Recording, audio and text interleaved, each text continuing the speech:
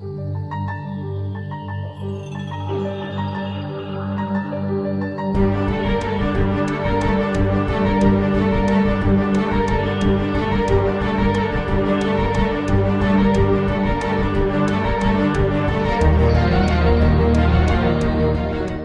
I was younger, I was in first grade when the movie Titanic came out. Now I wasn't allowed to watch the movie all the way through, but I was able to watch, all the tough scenes, when the ship's going down and everything else. And so I tend to like those kind of movies where a lot of bad stuff is being destroyed and there's a lot of action. Now I know the whole love story part, but I didn't care about all that. But I'm gonna give you guys some numbers, and I just want you guys to think about it. 882 feet. That's how long the ship was. 53 meters. That's how high it was. There were 9 decks. 840 rooms. 29 boilers. Took 3 years to build. It cost $7,500,000 to build, and at that time, that's a whole lot of money. A full capacity of the ship was 3,547, and the total on board when the ship crashed was 2,222 with the crew. The captain of the ship, Edward Smith, said this: "I cannot imagine any condition which would cause this ship to founder. I cannot conceive of any vital disaster happening to this vessel. Modern shipbuilding has gone beyond that." When they built the ship, it was meant to be the ship that never sunk. It was the unsinkable ship. Let me give you guys some more numbers. 30 seconds. The amount of time between seeing the iceberg and actually hitting it. 11:40. This is when the ship sent out an SOS that they had hit an iceberg. 2:22. The ship broke in two. 2 hours and 40 minutes. The amount of time it took for the ship to sink. 400 tons. The amount of water per minute that entered the ship. 30 degrees Fahrenheit, the temperature of the water. 1,517, the number of passengers lost. 706, the number of those that were saved. But why am I giving you these stats? What's the purpose of me telling you guys this?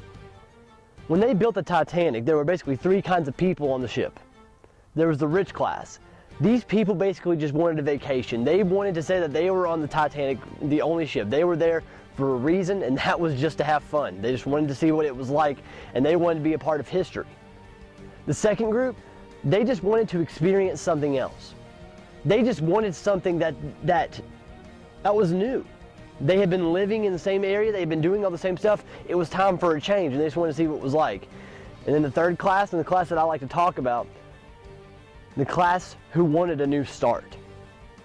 They were going to get on the ship, go to a whole new world, start completely over.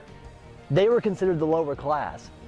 But what was crazy about these 3 classes is they got on the ship never thinking it was going to sink. This was the unsinkable ship.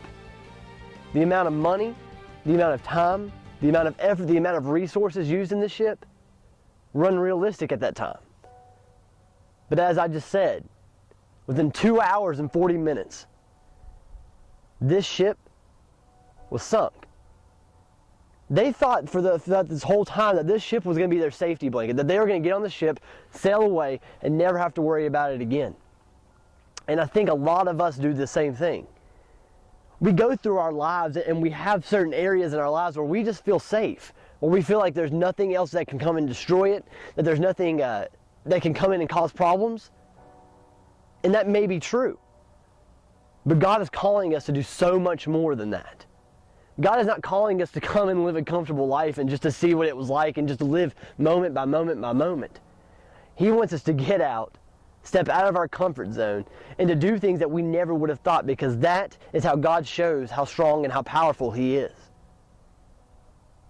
Now with the Titanic, they got on this big metal vessel, never expecting it. And most of them lost their lives. And today we're going to talk about no matter how safe you feel, no matter how safe you try to make yourself, God is calling you to do more than you ever could have imagined, and safety is not always the answer.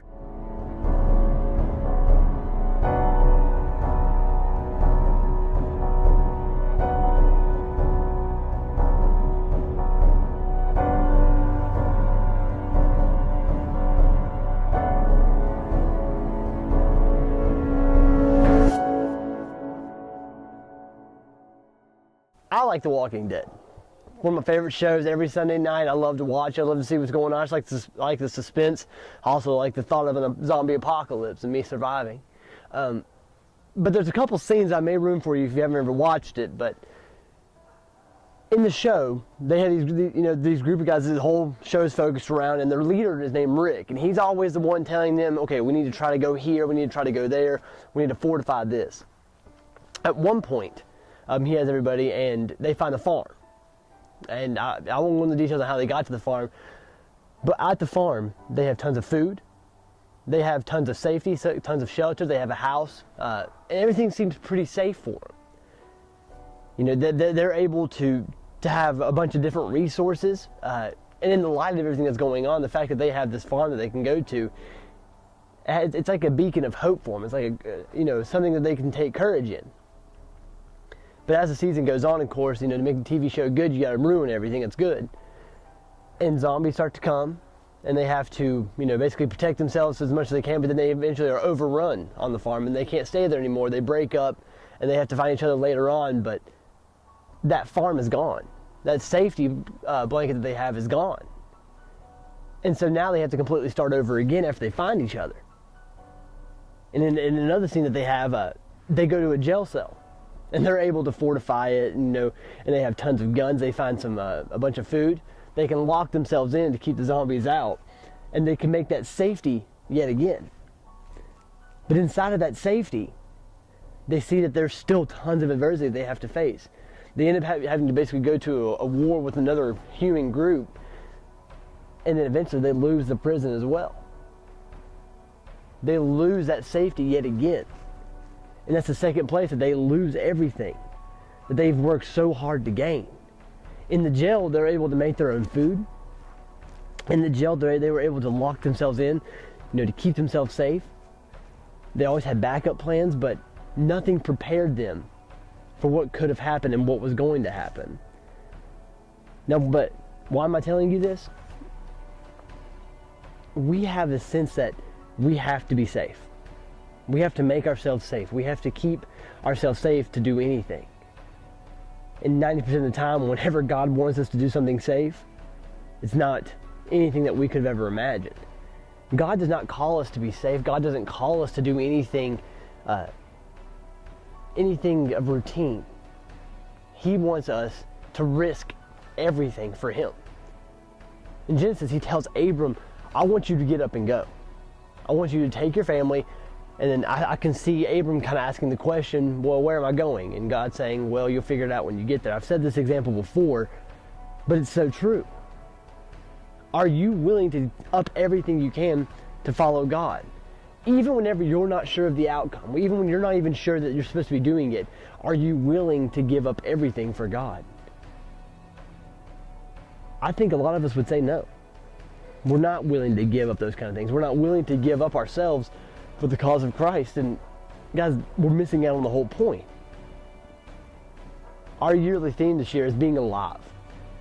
And in my opinion, living is going by routine. Living is saying, I'm going to do the same thing every day. I'm going to go to church and that's it. But God doesn't call us to just go to church. He calls us to take the church to people. He calls us to find people who don't know who He is to reach Him. I heard it said like this. You think of a football field. You have a football field, then you have the sidelines, and then you have the stands. And I was asked a question in the discipleship thing that I was doing is, where do you think you are? Are you in the stands, are you on the sidelines, or are you on the field? Clearly up in the stands, you're just watching. You're just doing everything. You're paying to do everything, and you're not being a part of it. On the sidelines, you're a little closer. You're a little closer to the action, but you're still not on the field. And of course, on the field, you're doing all the work. And so I'm asking you the question, are you on the field doing the work? Are you on the field putting in the effort and risking everything that you know to reach people? In the show The Walking Dead, they're safe. But immediately, in a moment's notice, just like in the Titanic, it can all go away. So are you guys willing to give it up? To truly be alive? Because God doesn't call you to be safe. He calls you to take risks.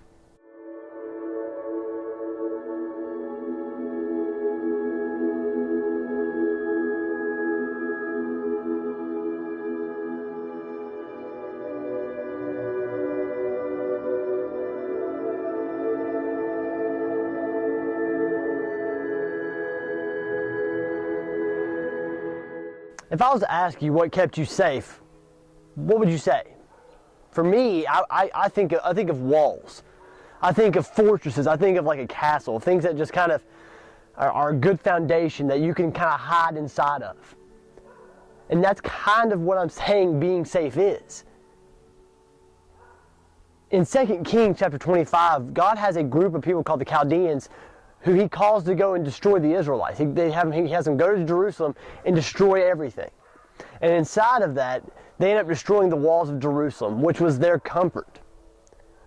They're all of them are fortified inside. Everything that they know is fortified inside of inside those walls. And then just like that, all of those walls are gone. But if we look farther into the Old Testament, I have a prophet named Nehemiah. And between 2 Kings and Nehemiah, there's 70 years. There's 70 years where the Israelites have no safety in Jerusalem. They're not allowed to rebuild the walls. They live in broken ruins all the time.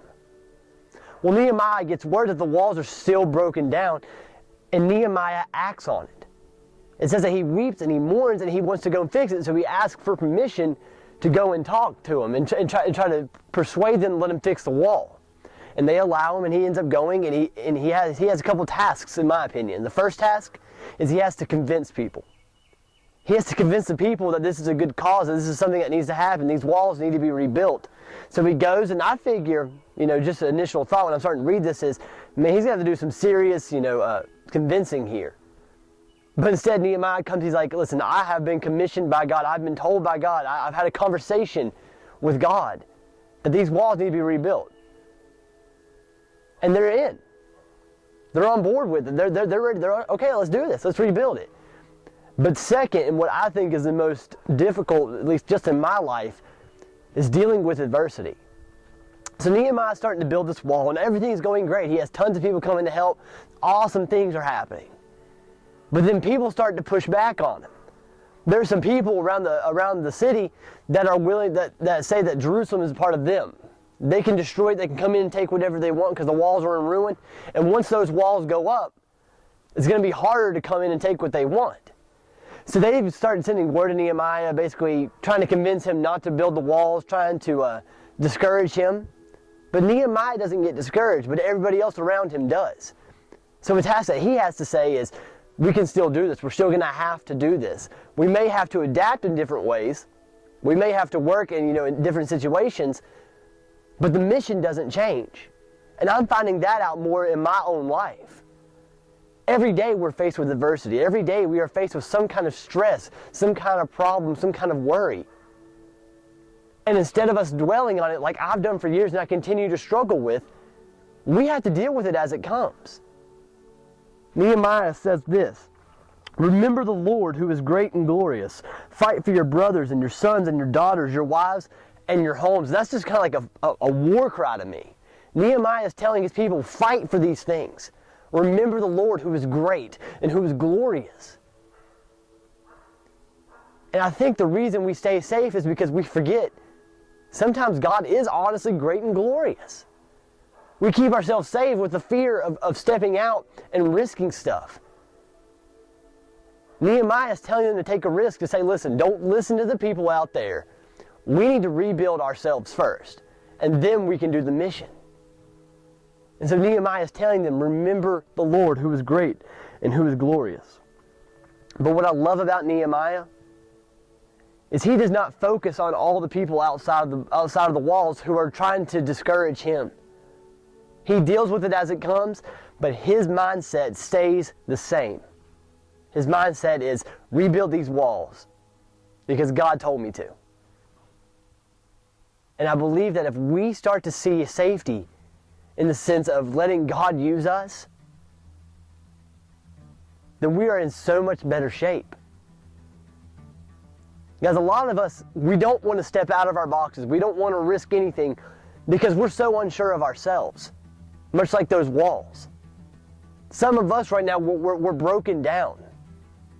We're torn down to where we've just made life a broken piece of our lives. Everything about us just seems broken. And for 70 years, the Israelites lived with that. They lived with this fear that at any moment someone can just take in and just grab them. In Nehemiah chapter 6, verse 15, it says this. So the wall was finished on the 25th day of the month of Elul in 52 days. And when all our enemies heard of it, all the nations around us were afraid and fell greatly in their own esteem. For they perceived that this work had been accomplished with the help of our God. Guys, I don't know what's keeping you from truly seeking God to use you. Nehemiah let God use him. And the people that once scared the Israelites were now more scared of them just because a wall was built back up. And why was that wall built back up? Because God said He wanted it there. And all along, they thought that living in broken ruins, that living inside of a broken wall was just a new way of life, that this was just how it was going to be. That's what they did. And instead God said, I have more for you. Guys, it's time for us to truly see what alive is like. I don't know how you are living your life in broken ruins, but I know that there is God who can make those broken ruins completely back together. But are you willing to see what that's like? And if not, where do we go from here? And my encouragement is to seek God. Seek God and see what He wants for you. Be alive. Don't just simply live.